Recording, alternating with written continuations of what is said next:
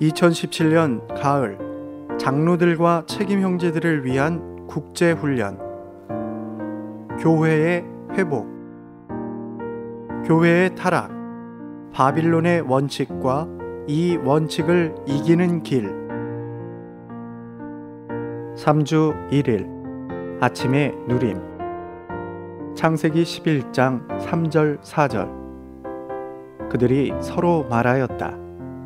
자, 우리가 벽돌을 단단하게 구워 만듭시다. 그리하여 그들은 돌 대신에 벽돌을 쓰고 진흙 대신에 역청을 쓰게 되었다. 그들이 또 말하였다.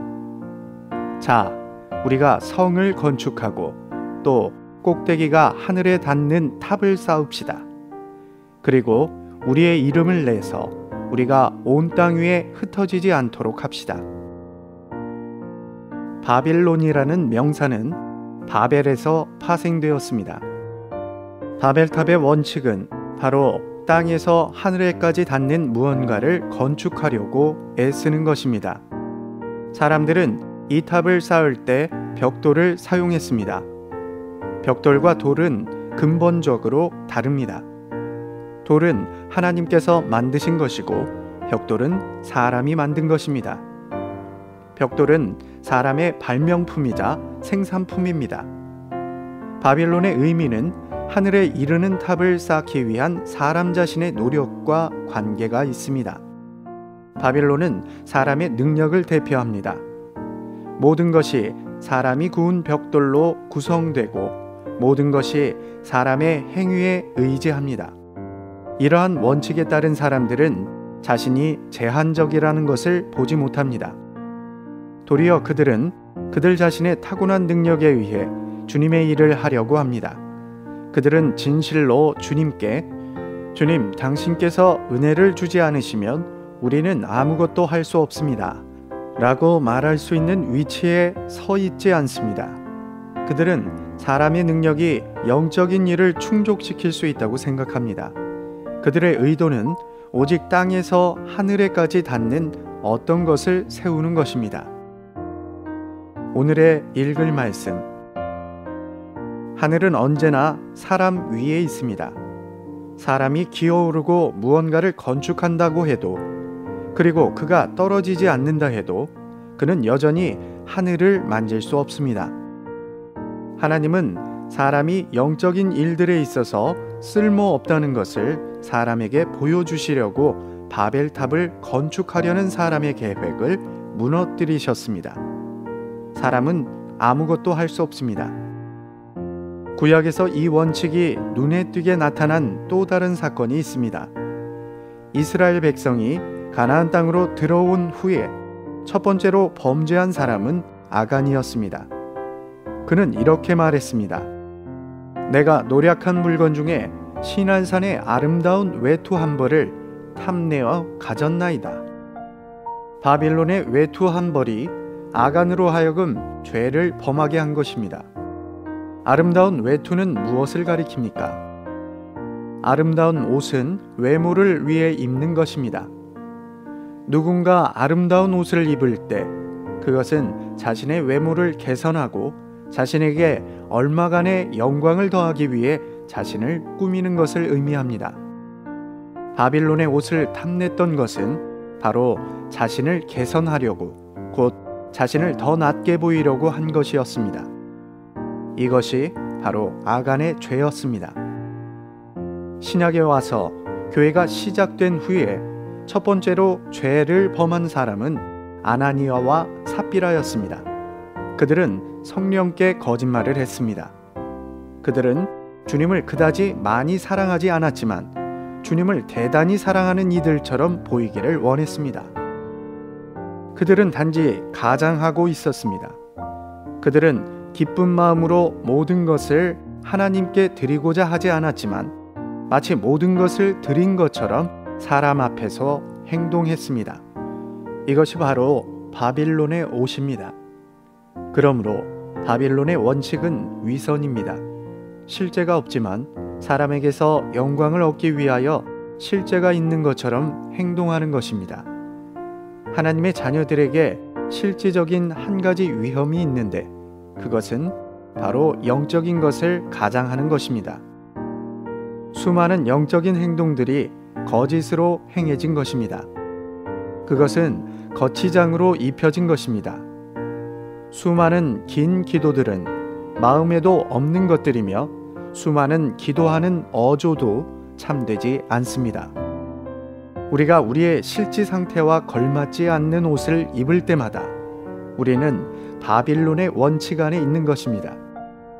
하나님의 자녀들은 사람에게서 영광을 받기 위해 그들이 얼마나 많은 거짓을 입는지 알지 못합니다. 이것은 신부의 태도와 전적으로 반대됩니다. 거짓으로 행하는 모든 것은 신부의 원칙이 아니라 창년의 원칙으로 행하는 것입니다. 하나님의 자녀들이 사람 앞에서 가장하는 것으로부터 구출받는 것은 위대한 일입니다. 우리가 교회 안에서 사람의 영광과 사람의 지위의 시선을 빼앗긴다면 우리는 바빌론의 옷의 죄와 아나니아와 삽비라가 범한 죄에 참여하고 있는 것입니다. 거짓 헌신이 죄이고 거짓된 영성도 죄입니다. 참된 경배는 영 안에서 진실함으로 하는 것입니다. 하나님께서 우리를 진실한 사람으로 만드시기를 원합니다.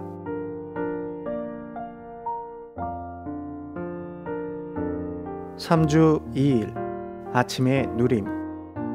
요한계시록 18장 7절. 그 여자가 자신을 영화롭게 하고 사치스럽게 산 그만큼 그 여자에게 고통과 슬픔을 주어라. 왜냐하면 그 여자가 마음속으로 나는 여왕으로서 앉아있다. 나는 과부가 아니니 결코 슬픔을 당하지 않을 것이다. 라고 말하기 때문이다. 17장 5절. 그 여자의 이마에는 비밀, 큰 바빌론, 땅의 창녀들과 가증한 것들의 어미라는 이름이 적혀 있었습니다. 요한계시록 18장 7절은 바빌론의 또 하나의 상황에 대해 말합니다. 그녀는 여왕의 지위에 앉았습니다. 그녀는 과부로서의 모든 특징들을 잃어버렸습니다. 그녀는 주 예수님께서 십자가에서 죽임을 당하시고 못 박히신 것에 대해 아무런 느낌이 없었습니다. 오히려 그녀는 이렇게 말합니다. 나는 여왕으로서 앉아있다. 그녀는 신실함을 잃어버렸고 합당한 목표를 잃어버렸습니다. 이것이 바로 바빌론의 원칙이며 이것이 바로 부패한 기독교입니다. 요한계시록 18장에서 바빌론은 타락한 교회를 예표합니다. 오직 타락한 이들만이 자신을 과부로 여기지 않습니다. 우리가 이 세상에서 신실하게 주님을 섬기기 원한다면 우리는 세상에 대하여 과부가 되어야 합니다. 우리는 세상을 향하여 날마다 과부의 태도를 유지해야 합니다. 한 번은 요한의 제자들이 예수님께 와서 우리와 바리새인들은 자주 금식하는데 왜 선생님의 제자들은 금식하지 않습니까?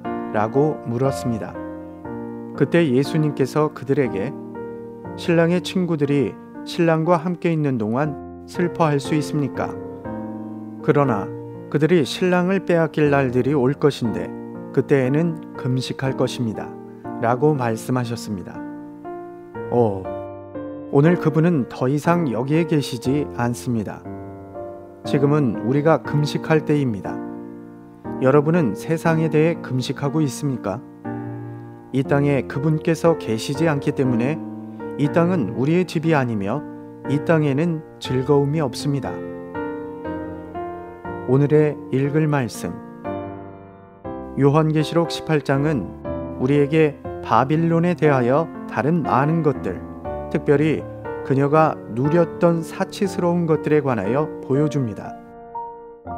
과학의 발명품들을 향한 우리의 태도와 관련해서 우리가 알아야 할 것은 우리가 필요할 때 많은 것들을 사용할 수 있다는 것입니다. 세상의 것들을 사용하는 것에 대해 사도 바울이 말한 것과 같이 그러한 것들에 대한 우리의 목적은 단순히 그것들을 사용하는 데 있습니다. 그러나 모든 사치스러운 누림은 다른 문제입니다. 우리는 그러한 물건들을 전혀 사용해서는 안 된다고 말하는 것이 아니라 지나친 것을 사치라고 말하는 것입니다. 의복, 음식, 거처 등을 막론하고 과도하거나 필요를 초과한 것은 바로 사치이며 바빌론의 원칙 안에 있는 것입니다. 하나님은 우리에게 필요한 것은 모두 허락하시지만 우리의 필요를 초과한 것은 허락하지 않으십니다. 우리는 필요의 원칙에 따라서 생활해야 합니다. 그럴 때 하나님은 우리를 축복하실 것입니다. 그러나 만일 우리가 정욕에 따라서 생활한다면 우리는 바빌론의 원칙 아래 있게 되며 하나님은 우리를 축복하지 않으실 것입니다. 결국 바빌론은 큰 창녀, 창녀들의 엄이라고 불립니다. 창녀는 통제하는 원칙이 없이 남자들과 접촉을 갖는 여자입니다. 합당한 아내는 한 남편에게 한 아내라는 통제하는 원칙을 지키는 사람입니다. 어떤 의미에서 많은 그리스도인들이 이와 같습니다. 그들은 이 교파에서 저 교파로 옮겨 다닙니다. 이것이 혼돈입니다. 통제하는 원칙이 없습니다.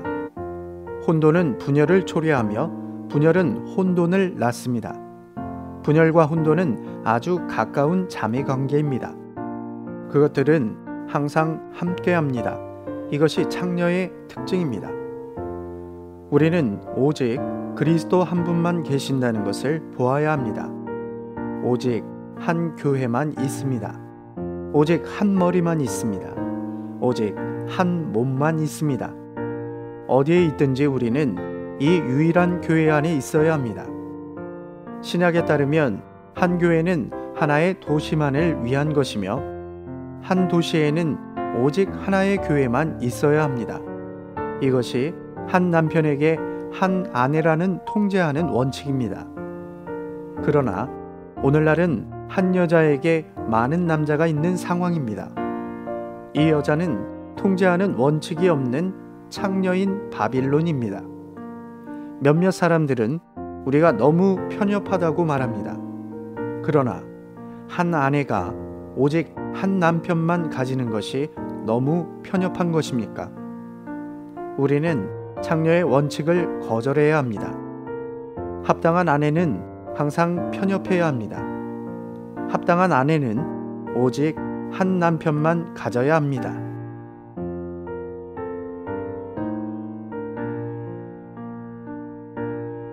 3주 3일 아침의 누림.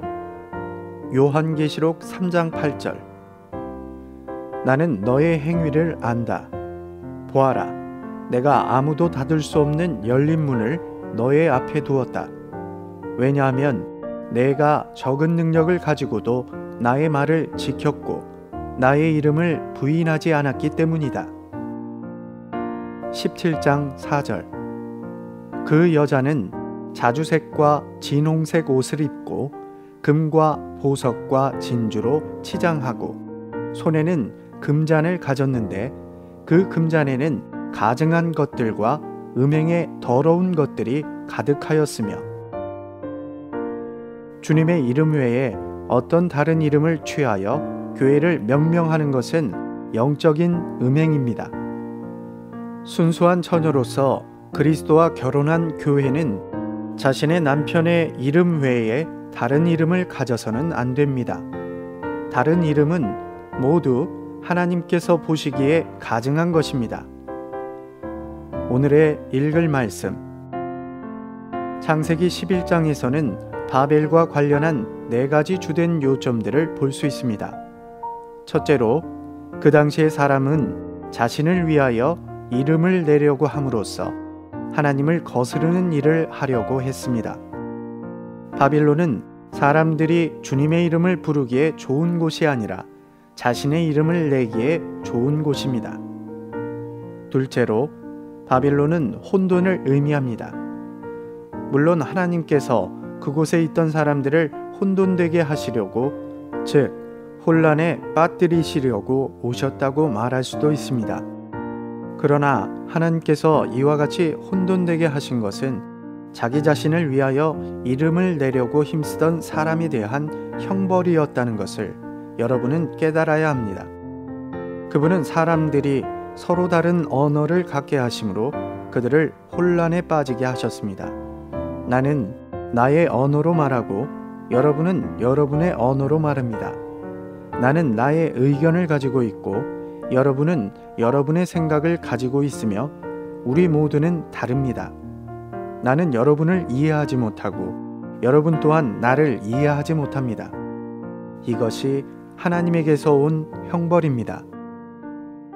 바벨에 있었던 사람들은 서로를 이해하지 못했습니다.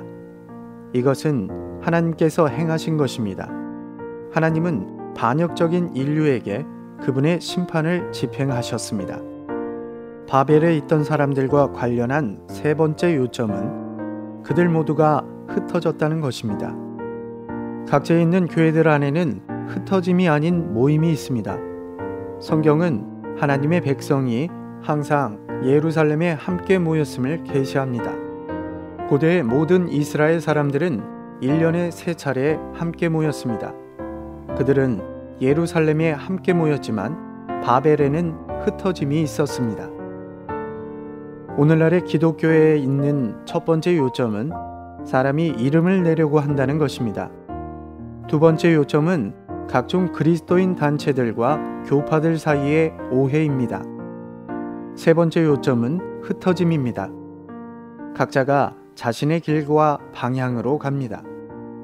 자기를 위하여 이름을 내려는 사람의 시도와 혼돈과 흩어짐이 바벨과 관련한 주요 요점들입니다.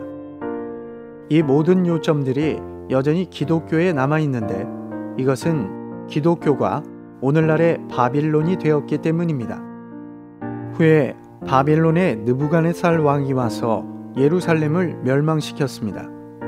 그는 예루살렘에 있는 하나님의 집을 불태웠고 하나님을 경배하기 위한 하나님의 집 안에 있는 모든 그릇들을 가져갔으며 그것들을 바빌론에 있는 그의 우상들의 신전에 두었습니다. 이 어떠한 모순입니까? 이것은 바빌론 안에서도 하나님과 관련된 몇 가지 것들이 있다는 점을 보여줍니다.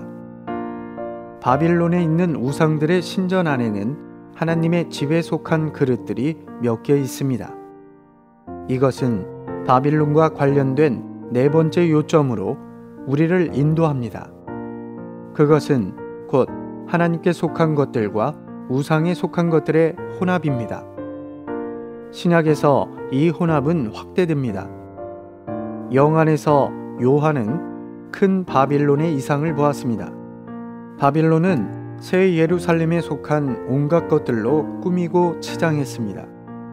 새 예루살렘은 세 가지 보배로운 재료들, 곧 금과 보석과 진주로 건축됩니다. 큰 바빌론은 금과 보석과 진주로 치장하고 있습니다. 큰 바빌론은 겉모습만 볼 때는 새 예루살렘과 똑같아 보이지만 이런 귀한 재료들로 견고하게 건축되지 않았습니다. 단지 겉으로 화려하게 보이기 위해 이러한 보물들을 장식으로 삼아 치장하고 있을 뿐입니다. 이것은 사람들을 꿰어내기 위한 속임수이며 창녀의 거짓된 모습입니다. 변절한 기독교계와 진정한 교회의 차이점은 전자는 혼합인 반면에 후자는 순수하다는 것입니다. 새 예루살렘에는 혼합이 전혀 없습니다. 모든 것이 순수합니다. 요한계시록 21장 18절은 그 성이 순금이라고 말합니다. 또한 생명수의 강은 수정처럼 맑습니다.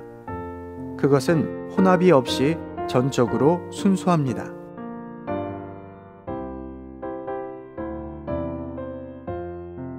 (3주 4일) 아침의 누림. 요한계시록 18장 2절. 그분은 힘찬 음성으로 외쳐 말씀하셨습니다. 무너졌다. 큰 바빌론이 무너졌다. 바빌론은 귀신들의 거처가 되었고 온갖 더러운 영의 소굴과 더럽고 가증한 온갖 새의 소굴이 되었다. 4절. 그리고 나는 하늘에서 나오는 다른 음성을 들었습니다. 내 백성아, 그 여자에게서 나오너라. 너희는 그 여자의 죄들에 참여하지 말고 그 여자가 받을 재앙들을 받지 않도록 하여라. 우리는 무엇을 해야 합니까? 요한계시록에 있는 주님의 부르심은 그분의 백성이 변절한 교회인 바빌론에서 나와야 한다는 것입니다. 하나님의 눈에 바빌론은 타락했습니다. 오늘날 기독교 전체는 창조의 원칙 아래 있는 큰 바빌론입니다. 우리는 그녀에게서 나오라는 주님의 부르심에 순종해야 합니다. 오늘의 읽을 말씀. 그러므로 주님의 말씀이다. 너희는 그들 가운데서 나와서 따로 분별되고 더러운 것을 만지지 마라. 그러면 내가 너희를 받아들일 것이다. 나는 너희에게 아버지가 되고 너희는 나에게 아들들과 딸들이 될 것이다. 라고 하셨습니다. 하나님의 말씀에 따르면 하나님의 자녀들은 바빌론의 특징을 담고 있는 어떤 일에도 관여할 수 없습니다. 하나님은 우리에게 사람의 능력과 하나님의 능력이 함께 섞여 있고 사람의 재능과 하나님의 일이 함께 섞여 있으며 사람의 의견과 하나님의 말씀이 함께 섞여 있는 모든 상황에서 나와야 한다고 말씀하셨습니다. 우리는 바빌론의 특징을 지닌 그 무엇에도 참여할 수 없습니다. 우리는 거기서 나와야 합니다. 하나님의 자녀들은 바빌론으로부터 자신을 분별하는 것과 바빌론의 모든 행위들을 심판하는 것을 그들의 영의 깊은 곳으로부터 배워야 합니다. 이렇게 한다면 우리는 바빌론과 함께 유죄 판결받지 않을 것입니다. 바빌론은 나날이 그 세력이 커지고 있습니다. 하지만 결국에는 하나님께서 바빌론을 심판하실 것입니다. 요한계시록 19장 1절부터 4절까지는 이렇게 말합니다. 이 일들이 있은 후에 나는 하늘에 큰 무리의 큰 음성 같은 것을 들었습니다. 할렐루야! 구원과 영광과 능력이 우리 하나님께 있습니다. 그분의 심판은 참되고 의롭습니다. 왜냐하면 음행으로 땅을 부패하게 한 큰 창녀를 그분께서 심판하시어 그 여자의 손으로 흘린 그분의 노예들의 피에 대해 복수하셨기 때문입니다. 그들이 두 번째로 할렐루야라고 말하니 그 여자를 태우는 연기가 영원 무궁히 올라갔습니다. 또 24 장로와 4 생물이 보좌에 앉아 계신 하나님께 엎드려 경배하며 아멘 할렐루야 라고 말하니 하나님께서 창녀를 심판하시고 그녀의 모든 일을 산산조각 내실 때 그리고 그녀의 모든 어떠함과 그녀가 대표하는 원칙을 던져버리실 때 하늘에서부터 할렐루야 라고 외치는 수많은 음성이 있을 것입니다. 신약에서 몇 차례 나오지 않는 할렐루야가 모두 요한계시록 19장에 나오는데 그것은 그리스도의 말씀에 불순물을 섞은 바빌론이 심판을 받았기 때문입니다. 요한계시록 18장 2절부터 8절까지의 단락은 우리에게 바빌론이 무너지고 심판받은 이유를 말합니다. 즉 바빌론의 죄악된 행위들을 말해주고 그녀가 받은 심판의 결과를 선포하고 있습니다. 하나님과 같은 마음을 가진 사람들은 모두 반드시 할렐루야를 외쳐야 합니다. 왜냐하면 하나님께서 바빌론을 심판하셨기 때문입니다. 실질적인 심판이 장래에 있을지라도 영적인 심판은 오늘 우리가 집행해야 합니다. 만일 하나님의 자녀들이 영적이지 않은 수많은 것들을 교회 안으로 가져온다면 여러분은 그것에 대해 어떻게 느끼겠습니까? 우리 모두가 하나님의 자녀라는 사실과 우리가 서로를 사랑해야 한다는 사실 때문에 우리는 하나님의 심판을 향하여 할렐루야라고 외치지 말아야 합니까? 우리는 이것이 사랑의 문제가 아니라 하나님의 영광의 문제라는 것을 인식해야 합니다. 바빌론의 원칙은 혼란과 부정함입니다. 그렇기 때문에 그녀의 이름은 창녀입니다. 하나님은 그 무엇보다도 바빌론의 원칙을 더 미워하십니다. 우리는 하나님의 임재 안에서 우리 존재의 얼마나 많은 부분이 여전히 그분을 위하여 절대적이지 않은가를 주의해야 합니다. 어중간하고 절대적이지 않은 것은 무엇이든 바빌론이라고 불립니다. 우리에게 필요한 것은 하나님께서 우리에게 빛을 비추어 주심으로 그분의 빛 안에서 우리가 우리 속에 있는 그분을 향해 절대적이지 않은 모든 것을 심판하는 것입니다. 우리가 이런 식으로 우리 자신을 심판할 때에만 우리도 바빌론의 원칙을 미워한다고 고백할 수 있습니다. 주님께서 그분의 은혜로 말미암아 우리가 그리스도 밖에서 어떤 영광이나 영예를 추구하는 것을 허용하지 않으시기를 바랍니다. 주님은 우리에게 바빌론의 원칙 안에 사는 사람이 아니라 절대적인 사람이 되기를 기뻐하고 추구하기를 요구하십니다.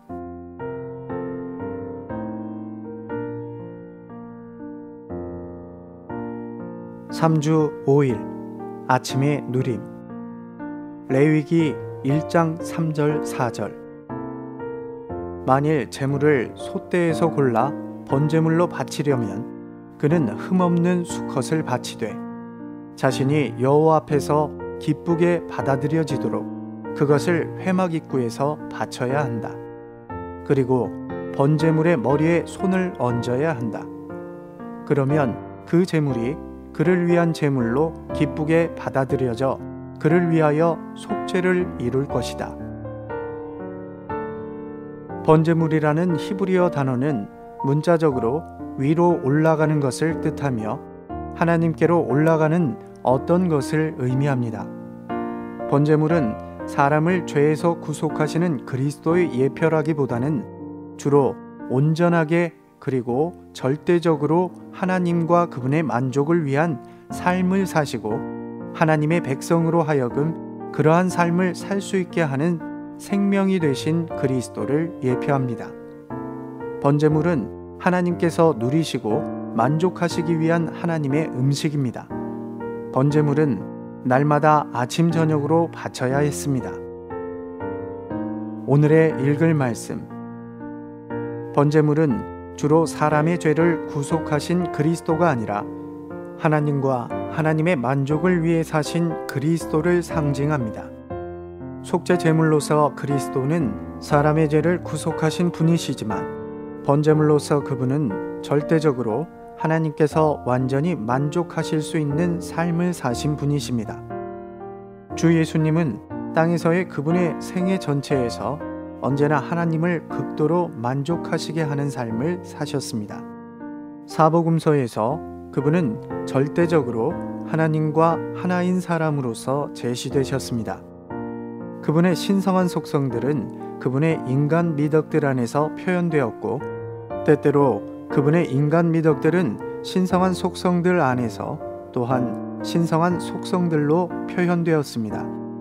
그분께서 이 땅에서의 마지막 시간 동안 악하고 교활한 반대자들인 율법학자, 바리새인, 사두개인, 헤롯 당원에게 점검받고 시험받고 질문받으셨을 때 어떤 때에는 그분의 인간 미덕들이 그분의 신성한 속성들을 통하여 표현되었고 다른 때에는 그분의 신성한 속성들이 그분의 인간 미덕들 안에서 표현되었습니다.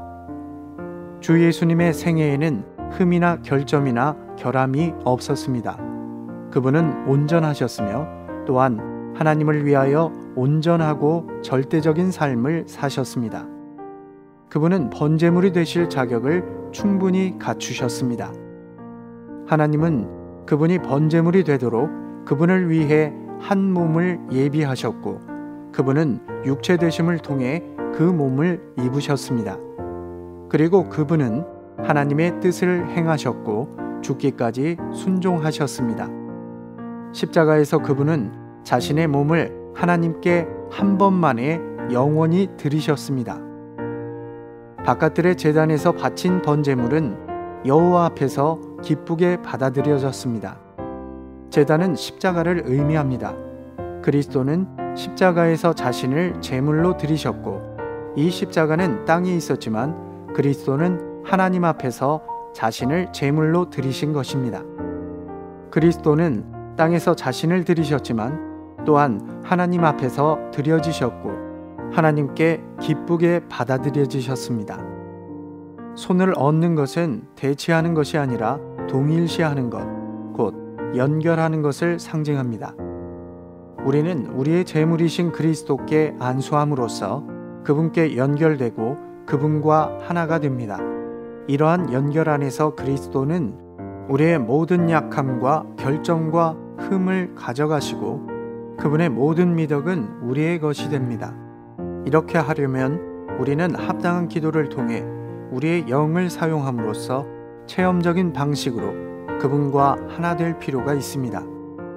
우리가 기도를 통하여 그리스도께 안수할 때 우리가 안수한 바로 그 그리스도 곧 생명 주시는 영께서 즉시로 우리 안에서 움직이시고 일하시어 그리스도께서 이 땅에서 사신 번제물의 삶을 우리 안에서 반복하십니다.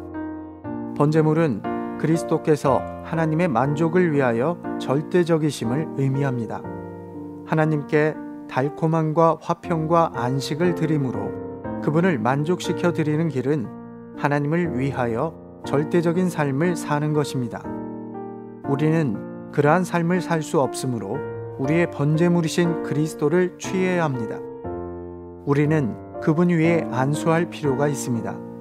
이것은 우리가 그분과 동일시되고 그분과 하나 되며 그분께서 이 땅에서 사셨던 그러한 종류의 삶을 살기를 갈망한다는 것을 가리킵니다. 그러한 삶은 죽임당하고 가죽이 벗겨지며 각이 뜨이고 씻어지는 것을 포함합니다. 이러한 모든 과정을 통과함으로써 우리는 우리의 번제물로서 하나님께 드릴 무언가를 갖게 되는데 그것은 바로 우리가 체험한 그리스도 그분 자신입니다.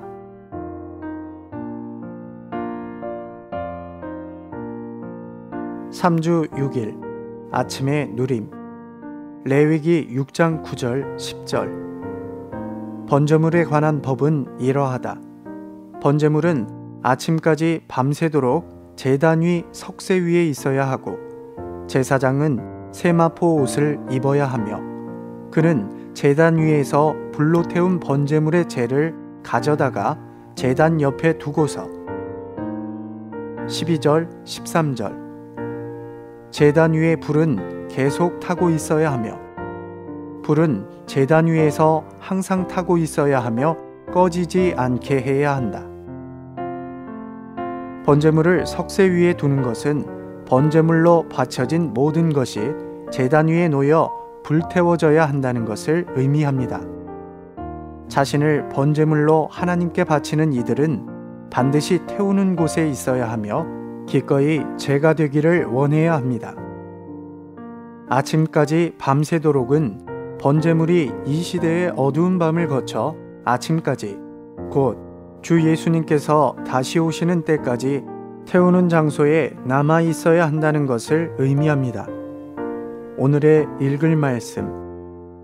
번제물을 바치고 남은 결과인 제는 하나님께서 제물을 기쁘게 받으셨다는 표시입니다.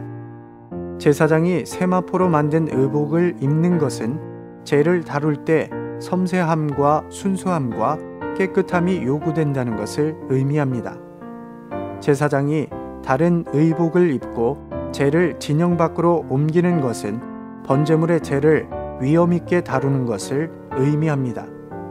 제는 그리스도의 죽음의 결과를 나타내는데 그리스도의 죽음은 우리를 끝나게, 즉 제가 되게 합니다.